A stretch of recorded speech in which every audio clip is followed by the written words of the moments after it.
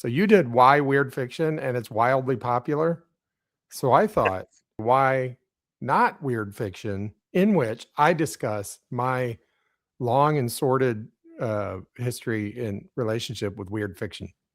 Paul, Steve. and that's just check yourself.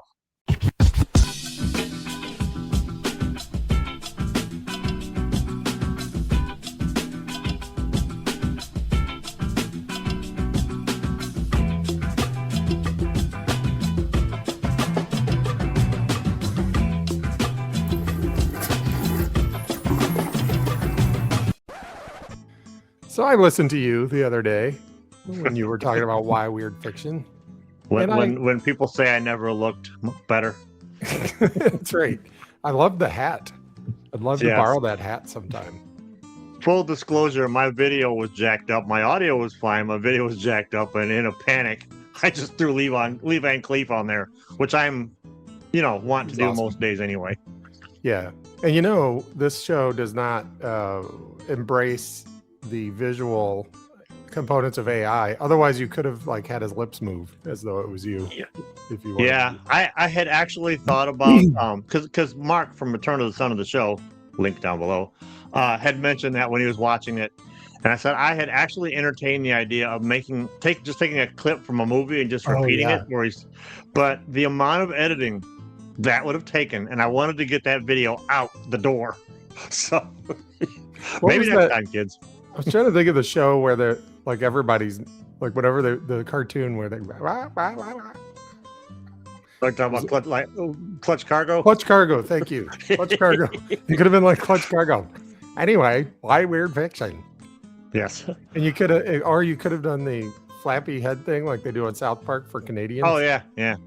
Anyway, I'm not going to tell you how to do your job, but I did. I feel like I practiced active listening and I put on my best listening ears to hear you talk about why weird fiction, and I weighed in a little bit, but then I've been thinking, why not?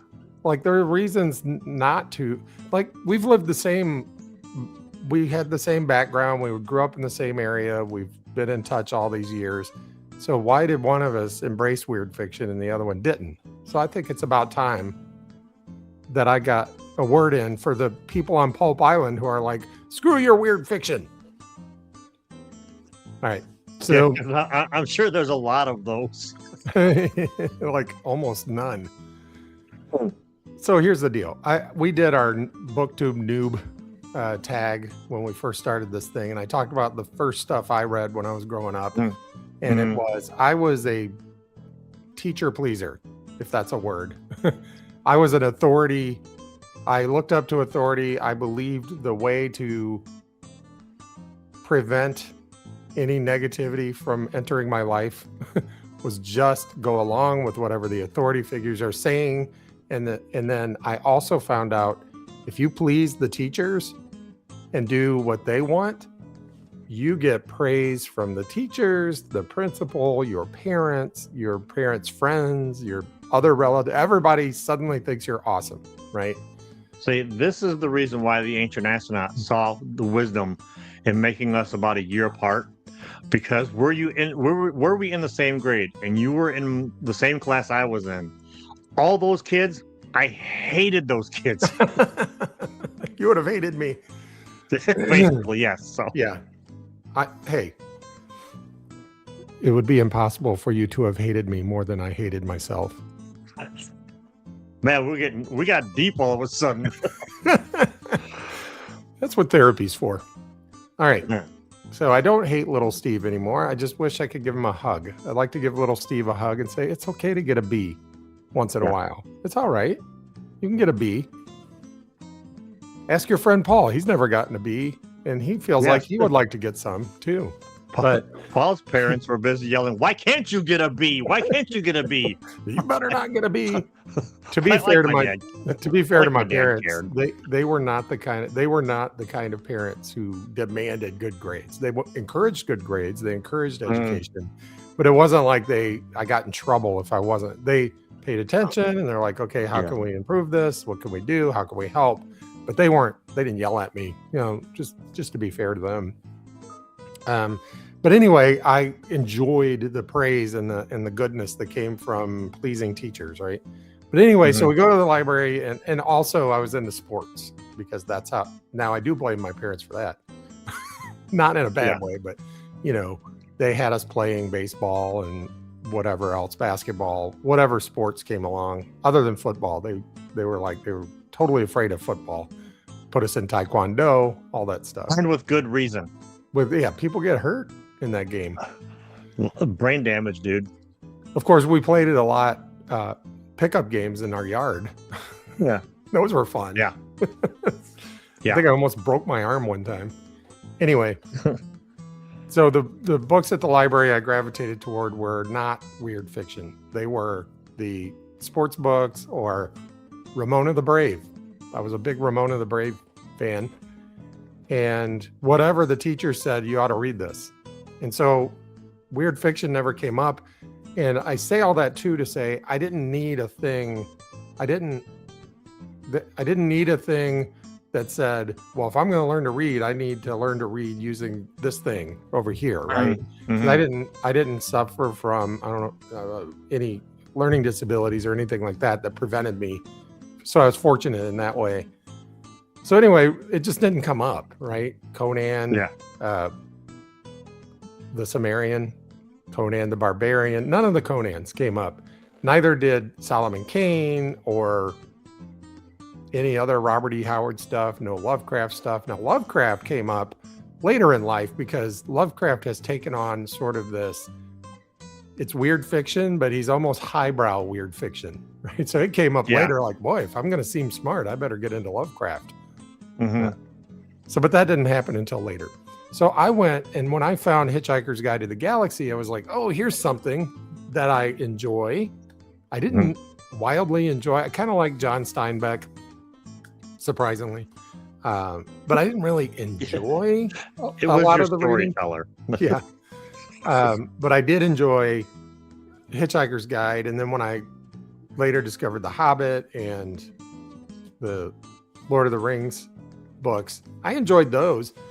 And then we get to what would I read when I didn't want to have to read something heavy, right?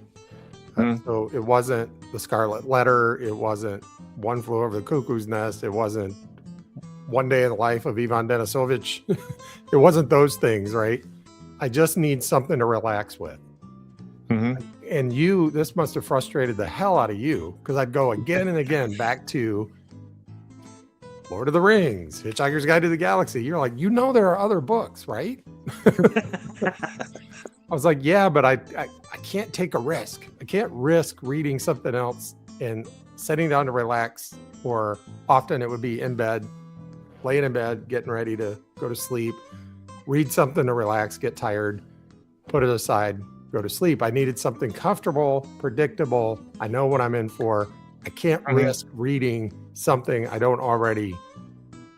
I'm not already familiar with. Sure. And so I stuck with those. And I read Lord of the Rings probably 8 times. I read Hitchhiker's Guide front to back probably 8 or 9 times. Yep. And that took up my reading time. And I let it happen. So why not weird fiction? I didn't realize that all I needed to do was find a few good stories, and then it would become comfortable. I did find, when I got kind of tired of reading those same books over and over, I found a few science fiction magazines, and I started reading some of those stories. So think Weird Tales, but for science fiction, right? Dedicated to science fiction. And I found that enjoyable because it's bite-sized. It's a story that I can probably finish in a couple of nights or one night. And I know that it's not a huge commitment, and most of them were not bad. Some were kind of boring, but I didn't feel bad about not finishing those. Yeah. And some were really cool, like had really cool ideas and stuff. Fast forward to BookTube, and we start reading Solomon Kane. We start reading Tower of the Elephant. We start reading At the Mountains of Madness. And I'm like, I'm starting to sense a theme. So when we read Rogues in the House, I thought, well, this is Tower of the Elephant, but with a few other things thrown in. Mhm. When we read a few Solomon Kanes, like we read the Birds one, Wings in the Night, Rings in the Night. Wings in the Night, and then we read. I'm horrible remembering names of things, but we read the other Hills one, of Hills of the Dead. Hills of the Dead, and then we read Wheels on the Bus, and all three of those were like different. They had different stuff happen, but it was comfortable because you're like, I know who Solomon Kane is now. I know the Mhm. kinds of things he's going to run into. I know the kinds of problems he's going to have. I know he's going to solve them. And I have an idea how he might solve them. Yeah, the monsters will be different, or the things will be different, or you'll get a little bit different flavor. So now what I've started doing is when I want to comfort read, instead of just going to Hitchhikers or just going to Lord of the Rings, I'll be like, let me go to Project Gutenberg and find a Lovecraft or a Robert E. Howard or, a something, and just be like, yeah, let me grab something for April. The first thing I did was like Google, like, what are some Robert E. Howard and Lovecraft stories that have apes in them? That's how I found Rogues in the Night, which I've owned since 2003, by the way. I didn't realize I've owned it since 2003, Bob. I didn't realize that. So that's my why not weird fiction, and it could be seen as why not weird fiction. Well, here's why not, or it could be seen like, hey, why not? It's comfort. It once you know the characters and you start to get to know them, you don't have to worry. It's like watching The Office, but maybe they come out with a season that you haven't seen yet. By the way, here's a reason for everybody to be envious of me. Imagine, if you will, Paul Byland, that you have not read all of these Howard and Lovecraft and Hodgson and Clark Ashton Smith. You haven't read them. And you're just realizing how awesome they are. So you get to go back and read them truly for the first time. Do that through me. Live vicariously through me, because that's what I'm going through right now at 57 damn years old. You're never too old, kids. You're never too old to start. There's some books that I've read and some, movies that I've seen, music that I've listened to, that like I envy anyone who just found it and are experiencing it for the first time, because Chasing the Dragon, man, to get that feeling of just this magic happening for the first time and making your mind like just explode with all these possibilities and a whole other world, be it music, movies, books, short stories, whatever. There's some stories are like that it's just like, God, to be can we put a drill in my head, drill out the part where I, the first time I read something, so that I can read it again for the first time. Now I have my idea for my next weird story that I'm going to write. There you go. So we cannot endorse lobotomization on this show due to many national and international laws. But what we can do is tell you to hit like, subscribe, follow our channel, because you will often see a person who has not experienced these things, but is now finally realizing, wow, I've missed out on a lot, but I still got time. And so you'll get my reaction. It will frustrate you sometimes because I'll have a reaction that you're like, what are you talking about? How could you believe that? How could you see that? How could you miss that? I'll be like, because I've only read it once and you've read it 85 times. That's why. But that's okay. That's why you comment down below and say, Steve, what you don't realize is, and then fill in the blank. Like me with House on the Borderland. It's like, how could you not think it's the best thing in the world? And I'm like, I don't know. Maybe in my fifth reading, I'll like it more. But it's a bit, Some weird fiction is a little bit like quagmiry at first, and I think what that might have to do with is okay, take Borderlands for instance. It's a bit much, or even Mountains of Madness, which you took to rather easily, but it took me several times to read it. The first time I read it was years ago, and I hated it. It's like nothing happens, scary thing runs away, the end. It's like, what was that even a thing about? But when you put that down, you put down the stuff you can't quite get into, say, or it's too muddy to read. Find some other stuff, and the experience from reading that stuff makes the other stuff a little bit more palatable, and then eventually, it'll click in your head. It might not, but it'll help make that less chunky and less easier to get into, I guess I should say.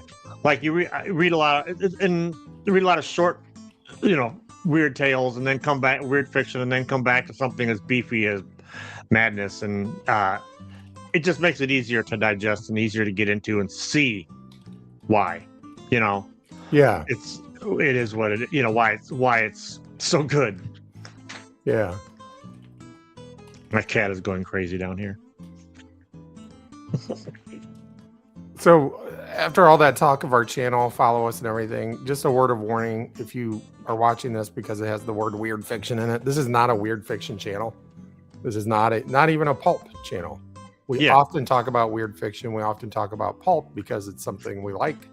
It's something we like to talk about. It's something our friends like and like to talk about. So we talk about it fairly frequently, but we talk about other stuff too. We'll talk about horror. We'll talk about the classics from time to time when we don't feel like getting a lot of views.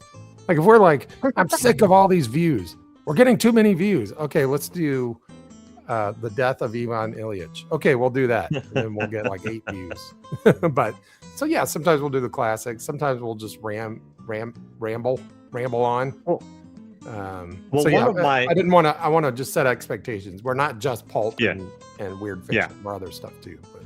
Yeah, and that's one of the things I'm trying to do this year along those lines is I'm trying to read more stuff that's outside of my normal wheelhouse, because I know it's good. I've been told it's good, and I want to experience it, and so there's some books I've read recently that I haven't talked about yet, but I'll be getting to those down the line. Case in point, when I reviewed Resident Nurse, I would never in a million years have read something like this if it hadn't have been for, BookTube. And so I thought, well, that was kind of like the maybe I should do more thing, So I've got some, like I said, I've got some other books I've read that we'll be getting to. So yeah, we're not just pulp or weird. Well, we're weird, but we're us weird. We're not just weird. All right, we're coming in on our third approach. We've had to, what do they call it when a plane tries to land, but then it has to take off again and come back around? It's called coming around. Praying to God. Praying to God. So we'll try this again. So yeah, if you like this kind of stuff, be sure and like our channel, because we do this kind of thing sometimes. Yeah. If you're new to weird fiction, welcome. Let's be new together. You could edit that in a certain way. It might have sounded like me saying, let's be nude together. But I know it was going to be that kind of BookTube channel. I'm Steve. I'm Paul. And this has been the next time. Oh, yeah. And the next time you're looking for something to read, whether it be weird fiction or pulp, I need a book, horror, a classic, anything. Just, go check your shelf.